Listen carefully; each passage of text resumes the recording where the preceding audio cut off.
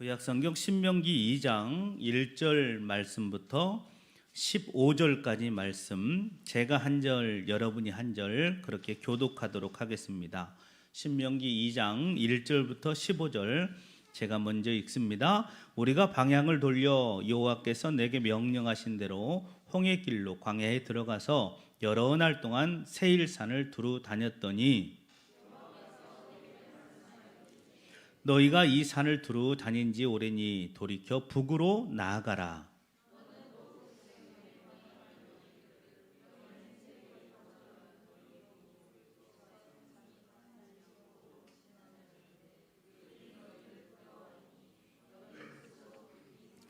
그들과 다투지 말라. 그들의 땅은 한 발자국도 너희에게 주지 아니하리니 이는 내가 세일산을 에서에게 기업으로 주었음이라.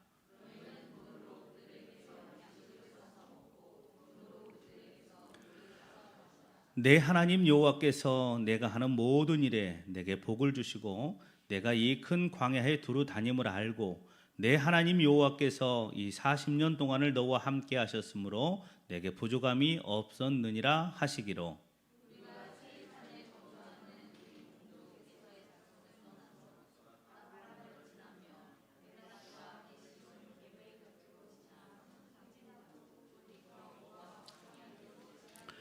여호와께서 내게 이르시되 모압을 괴롭히지 말라. 그와 싸우지도 말라. 그 땅을 내가 내게 기업으로 주지 아니하리니 이는 내가 롯 자손에게 아르를 기업으로 주었음이라.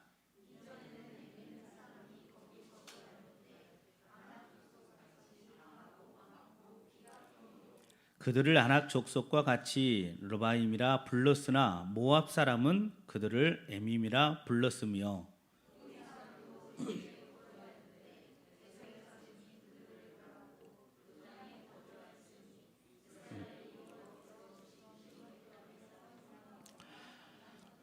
이제 너희는 일어나서 세렛 시내를 건너가라 하시기로 우리가 세렛 시내를 건넜으니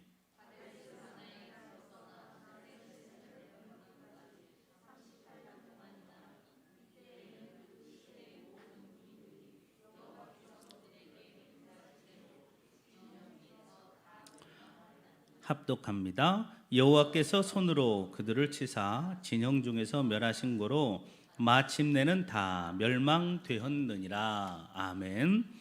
자, 오늘은 이 본문 말씀을 중심으로 해서 축복의 통로가 무엇인지를 함께 나누어 보고자 합니다. 먼저 옆에 계신 분들과 인사 나눌게요. 잘 되고 있습니다. 기도하면 됩니다. 하나님이 하십니다. 자, 많은 선교사님들이 아프리카 오지나 회교도, 즉 이슬람 밀집 지역 같은 위험한 지역까지 들어가서 복음을 전하죠. 심지어는 분쟁 지역에 들어가기도 하고 또 전쟁 지역에 들어가서 복음을 전하기까지도 합니다. 어느 날 위험이 도사리는 지역에서 복음을 전하던 한 젊은 여성 선교사가 선교 후원을 받기 위해서 어느 교회를 찾아갔습니다. 그 교회 담임 목사님이 이렇게 묻습니다.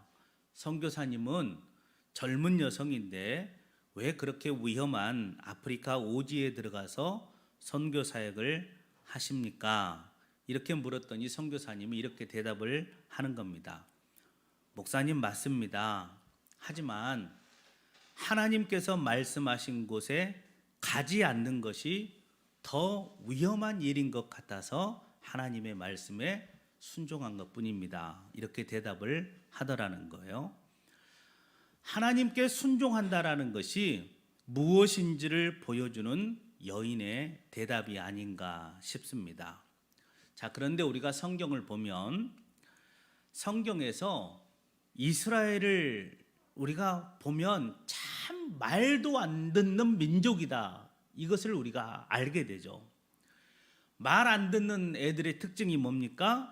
하라는 건 안 하고 하지 말라는 건 골라서 하는 특징을 가지고 있죠. 이스라엘이 그랬습니다. 가라고 할 때는 안 가고 가지 말라고 하니까 꾸역꾸역 갑니다. 정탐을 하라고 올라가라고 할 때는 안 가고 안 간 그 벌로 광야로 나가라고 하니까 그제서야 광야는 가기 싫으니까 가나안으로 올라가겠다고 합니다. 그런데 이미 늦었죠. 이제는 가도 소용이 없다라고 했는데 가면은 반드시 패배할 것이라고 분명히 말했음에도 불구하고 그들이 어떻게 합니까? 올라갑니다. 그게 진짜 말도 안 듣는 백성이죠. 그러면 이 백성을 어떻게 해야 될까? 본문에 보니까 하나님께서는 그냥 내버려 두십니다. 결국 이스라엘이 올라갔다가 혼쭐이 나요. 아모리 사람들이 벌떼같이 덤벼들어서 이스라엘을 치려고 하자 이스라엘은 겁을 먹고 도망쳐 나옵니다. 그리고 나서 그때서야 다시 하나님 앞에 울면서 부르짖습니다. 자, 그때 그 하나님의 반응을 한번 볼게요. 자막을 봅니다. 신명기서 1장 45절 말씀입니다. 시작. 너희가 돌아와 여호와 앞에 통곡하나 여호와께서 너희의 소리를 듣지 아니하시며 너희에게 귀를 기울이지 아니하셨으므로. 이스라엘이 울면서 하나님께 부르짖었지만 하나님이 듣지 않으셨습니다. 그러니까 불순종의 결과가 어떤지를 보여주시는 거죠. 그래서 오늘 본문은 우리에게 순종의 중요성에 대해서 말씀을 해주고 있습니다. 그렇다면 순종하기 위해서 우리가 알아야 될 것이 몇 가지가 있는데 그 알아야 될 것이 무엇인지를 함께 살펴보고자 합니다. 자, 첫 번째는 자막에 보니까 자, 순종에도 뭐가 있다? 타이밍이 있다.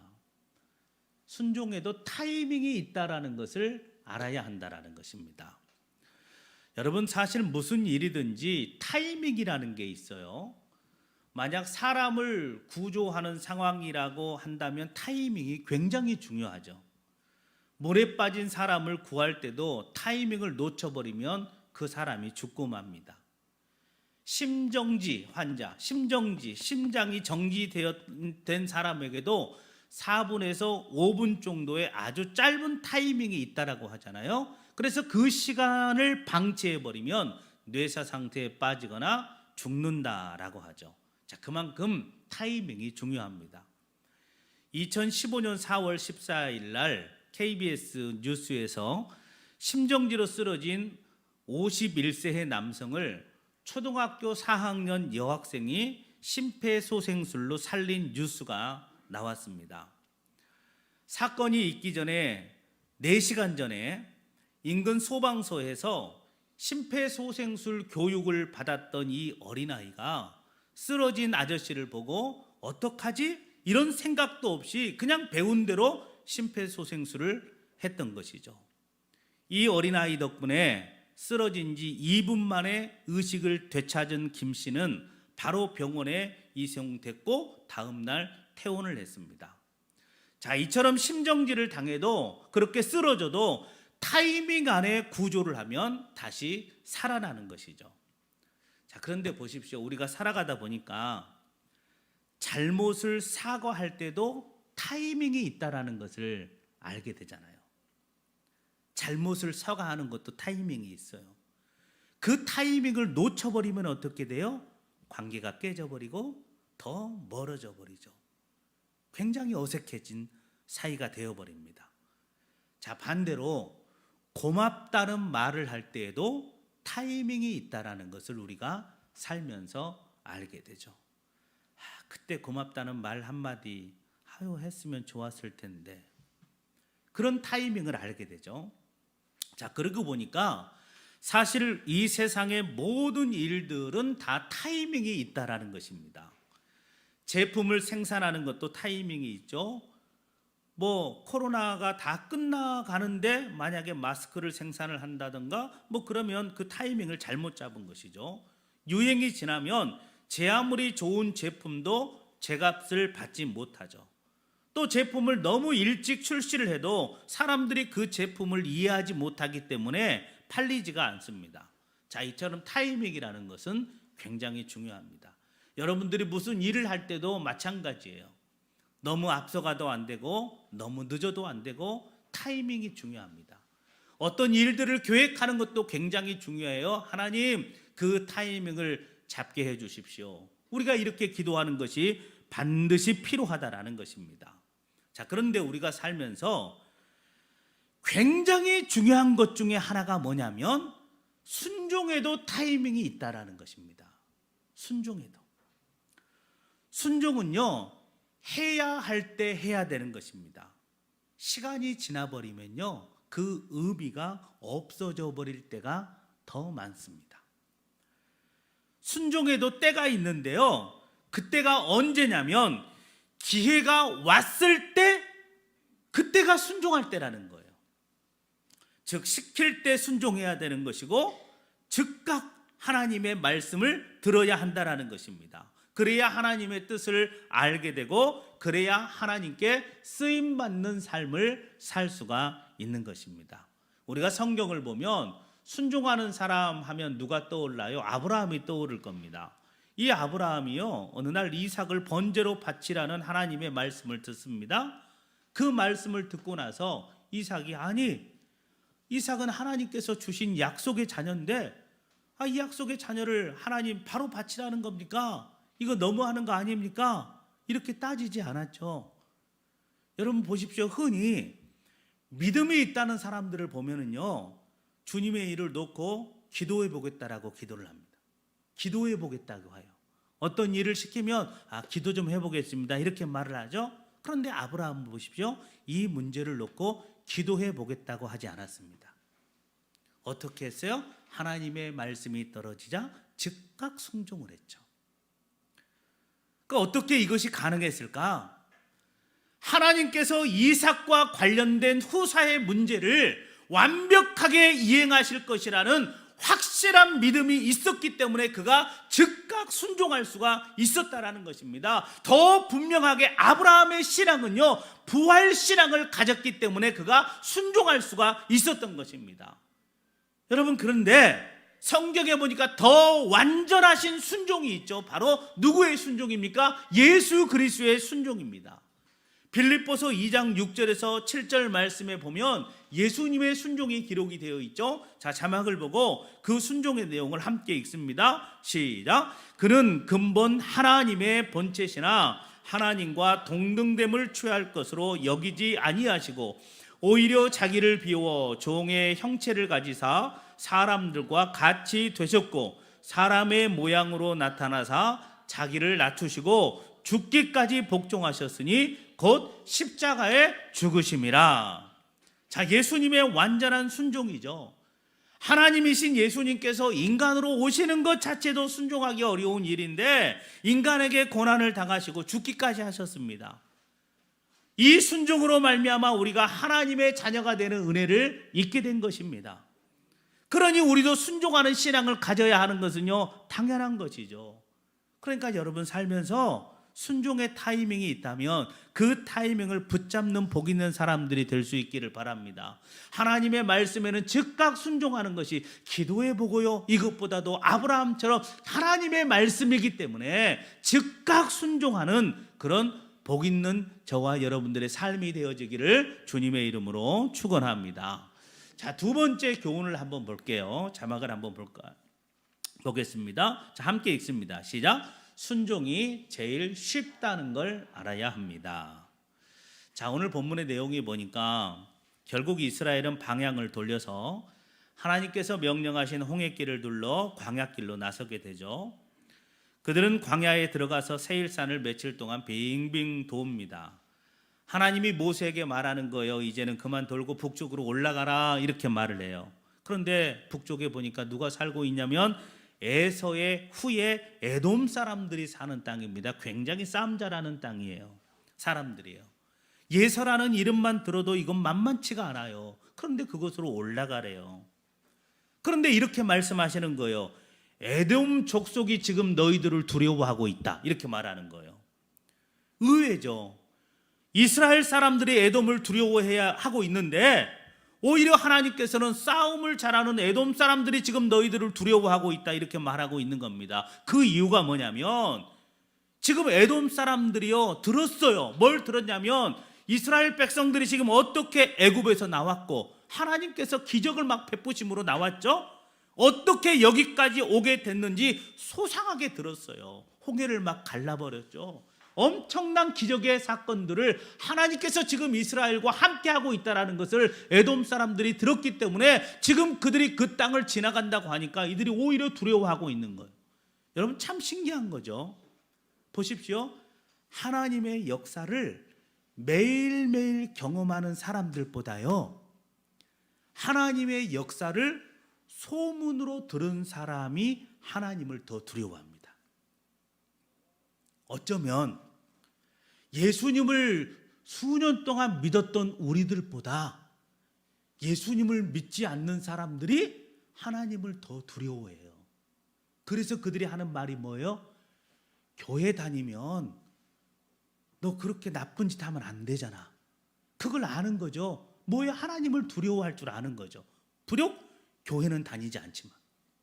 그런데 우리는 교회를 다니면서도 죄의식을 느끼지 못하고 살아가고 있습니다. 자, 그런데 오늘 본문을 보십시오. 하나님께서 그들 땅을 지나가긴 지나가는데 이스라엘 백성들에게 조용히 지나가라 이렇게 말합니다. 왜냐하면 그 땅은 내가 너희들에게 줄 땅이 아니고 에돔 족속에게 이미 준 땅이기 때문에 싸우지 말라라는 거죠. 그냥 지나가래요.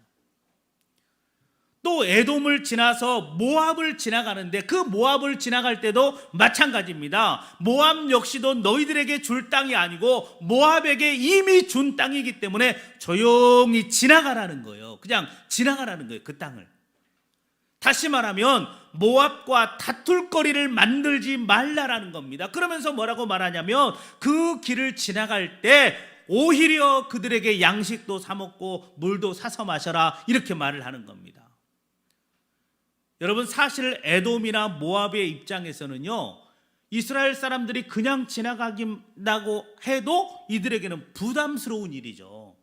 자, 만약 우리나라에 북한군 2만 명이 한 번에 들어온다고 한번 생각을 해보십시오. 우리가 지금 일본에 들어가는 길인데 그냥 좀 지나가게 해달라 우리에게 이렇게 요청을 했다고 해보십시오. 쉽게 허락할 일이 아니겠죠. 지금 모압이나 에돔의 입장이 그런 입장입니다. 물론 지금 이스라엘이 전쟁을 하러 에돔이나 모압을 지나가는 건 아니지만 이 에돔이나 모압의 입장에서는요, 충분히 지나가는 것만으로도 두려움이 생길 수 있는 일입니다. 그래서 하나님께서는 에돔과 모압을 지나갈 때 절대로 다툴 일을 만들지 말라라고 하셨고, 배고프면 돈 주고 양식을 사 먹고 목마르면 돈을 주고 물을 사 마시라고 했던 것입니다. 그러니까 여기서도 요구되는 게 뭐예요? 순종이죠. 순종. 그 말만 잘 들어도 하나님께서는 복을 주시겠다라는 거죠. 이스라엘은 앞전에 순종의 타이밍을 놓쳤습니다. 이제 두 번째 순종의 타이밍이 주어졌습니다. 그 순종의 내용은 모압과 에돔을 지날 때 그냥 조용히 지나가고 배고프면 사 먹으라는 것이었습니다. 그럼 어떻게 해야 되겠습니까? 이제는 무조건 순종해야 되겠죠. 왜? 깨달았기 때문에. 한번 그것을 호되게 당했기 때문에. 북쪽으로 올라가지 말라고 했는데 올라가서 호되게 당했기 때문에 두 번째 순종의 기회가 주어졌을 때는 이들이 즉각 순종을 해야 되겠죠. 자, 그 이유가 뭐라고 말씀하고 있냐면 세 번째로 이어집니다. 순종하면 뭐가 있기 때문에? 복이 있기 때문에 이겁니다. 하나님은 순종하는 자에게 복을 주십니다. 어떤 복을 주시냐면 7절이 이렇게 말씀합니다. 자, 7절 말씀 자 함께 읽습니다. 시작. 내 하나님 여호와께서 내가 하는 모든 일에 복을 주시고. 자, 무슨 말이에요? 순종하는 사람이 하는 모든 일에 복을 주시겠다라는 거예요. 이거 사실 엄청난 복이죠. 사실 우리가 받고 싶어 하는 것이 그런 복들 아닙니까? 그냥 은혜, 복, 사랑 같은 말이 되겠죠.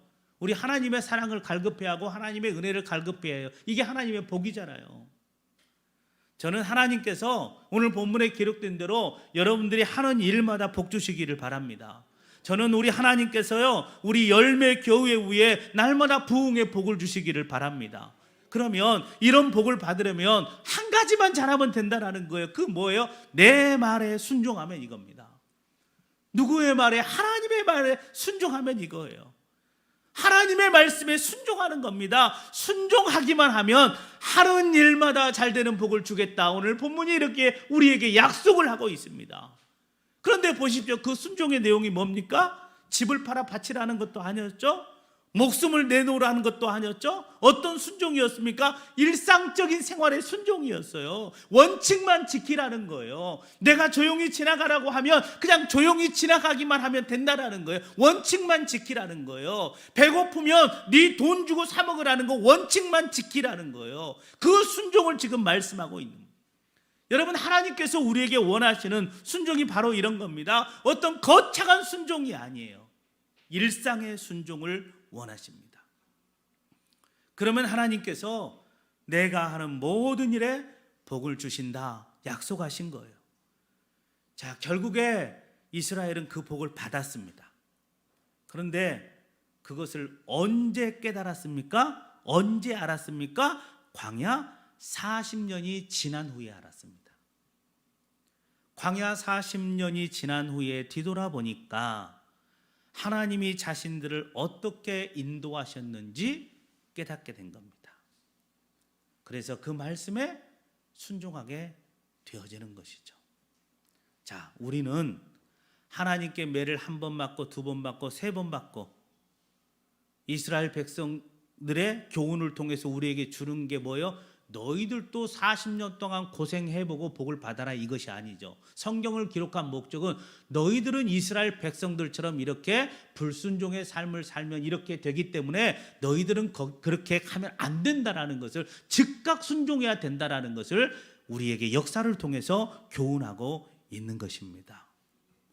자, 하나님께서 그들을 어떻게 인도하셨냐면 7절에 보니까 내가 이 큰 광야에 두루 다님을 알고 내 하나님 여호와께서 이 40년 동안을 너와 함께 하셨으므로 네가 부족함이 없었느니라, 이렇게 말합니다. 40년이 지난 후에 알게 된 거죠. 자, 이 말씀은 마치 시편 23편의 말씀을 연상케 하잖아요. 하나님께서 나의 목자가 되시니 내게 부족함이 없다라는 것이죠. 하나님은 목자 삼은 사람에게는 부족함이 없게 하신다라는 거예요. 왜? 하나님께서는 푸른 초장과 쉴 만한 물가로 하나님의 백성들을 인도하시기 때문에 그렇습니다. 하나님은 이스라엘을 광야 40년 동안 지나고 보니까 부족함이 없게 하셨던 겁니다. 지금 우리의 삶이요, 빈틈이 굉장히 많죠. 사실 살면서 여유라고는 눈꽃만큼도 쳐다볼 수 없습니다. 지금 이율은 막 올라가고 있잖아요. 금리. 자녀들을 기르는 사람들은 자녀 학자금에, 그 자녀가 졸업을 했어도 그 학자금 문제 때문에 대출금 문제, 이자 문제, 또 보험금도, 생활비도, 뭐 심지어 이 휴대폰 이런 SNS 이런 생활비도. 그런데 여러분들이 번 돈으로 그게 생활이 됩니까? 안 돼요. 고정적인 지출이 너무도 많기 때문에 줄일래야 줄일 수가 없을 겁니다. 계산하면 짜증나고 우울해지죠. 고정적으로 들어오는 건 많은데 나가야 될 건 사실 너무 많은데 그것을 줄여가며 살아가고 있는 거죠. 그런데 희한한 건요, 그런데도 산다라는 거예요. 계산하면 이건 도저히 살 수 없는데 한 달을 살고 1년을 살고 10년을 삽니다. 그런데 놀라운 것은요, 지나고 보면 간신히 버티기만 한 것 같은데 생활도 해나가고 있다라는 거예요. 어떻게 이런 일들이 생기게 될까요? 이것은 아무리 생각해도요, 하나님의 은혜라는 단어 외에는 설명할 방법이 없는 거예요. 그게 하나님의 은혜입니다. 하나님의 은혜. 그래서 내가 지금 사는 것도 하나님의 은혜. 우리가 지금 이렇게 살아가고 있는 것도 하나님의 은혜. 우리가 지금 이렇게 어려운 가운데서도 하나님 앞에 예배하는 백성으로 이렇게 살아가고 있는 것도 하나님의 은혜입니다. 이건 말로 설명할 수가 없어요. 바로 이것이요, 하나님이 여러분들과 함께 하시고 있다라는 증거인 줄로 믿습니다. 하나님은 지금 이 순간도 여러분들과 함께 하시기 때문에 여러분들이 지금 예배의 자리에 있고 여러분들이 지금 온라인으로 이 예배를 드리고 있는 것입니다. 여러분, 하나님은 이스라엘을 그렇게 인도하셨습니다. 하나님은 이스라엘과 광야길을 걸으면서 그들에게 계속해서 이런 메시지를 들려줬어요. 너는 혼자가 아니야. 내가 너와 함께 가고 있잖아. 먹고 살 거 걱정하지 마. 내가 지금 너와 함께 하고 있잖아. 스펙 때문에 걱정이라고 걱정하지 마. 네 앞길은 내가 책임져. 넌 예배자로 살라고 내가 너를 불렀어. 이거죠. 이스라엘은 한 가지만 잘하면 됐어요. 순종이죠. 하나님이 시키신 것만 잘하면 너는 내가 책임지겠다. 이거였습니다. 여러분, 그렇다면 이 말씀을 우리는 하나님께서 오늘 우리에게 하시는 음성으로 받아들일 수 있기를 바랍니다. 이것만 잘하면 하나님이 주시는 복과 은혜를 누리며 살 수 있습니다. 자, 그런데 왜 순종하지 못합니까? 나의 잘난 자아가 살아있기 때문에 그래요. 아직도 내 자아가 살아있어요. 내 경험과 내 판단을 의지하며 계산기를 두드리며 살기 때문입니다. 여러분, 계산보다 먼저 순종하시기를 바랍니다. 하나님이 가라고 하면 가고요, 하나님이 하라고 하면 하고요, 하나님이 안 된다라고 하면 거기서 멈추고요, 성경을 읽다가 기도를 하다가 하나님이 주시는 마음이 있으면 그것부터 순종하는 겁니다. 기도는 밤낮 하는데 왜 순종이 없어요? 순종이 없으니까 역사가 없는 건 당연하겠죠. 역사가 없으니까 당연히 간증 없는 삶을 사는 거예요. 그러면 여러분, 살면서 기도하지 말고요, 기도하면서 살아가십시오. 살면서 기도하는 게 아니에요. 우리는 기도하면서 살아가는 거예요. 그리고 기도에서 멈추면 안 됩니다. 기도하고 순종하며 살아가는 저와 여러분들이 되어야 되는 것입니다. 여러분, 하나님은 여러분들이 걸어가고 있는 그 광야와 같은 길을 함께 걸어가시는 분입니다. 한순간도 하나님의 시야에서 여러분들을 놓친 적이 없습니다. 내가 하나님을 놓쳤을 뿐이지 하나님은 한순간도 여러분들의 손을 놓은 적이 없습니다. 성경을 보면 하나님께서는 순종하는 자들을 통해서 역사하셨다라는 것을 우리가 알게 되잖아요. 성경을 보면 하나님께서는 순종하는 자에게 놀라운 복을 주셔서 역사의 주인공이 되게 하셨다라는 것을 여러분들에게 보여주고 있습니다. 아브라함도 보십시오.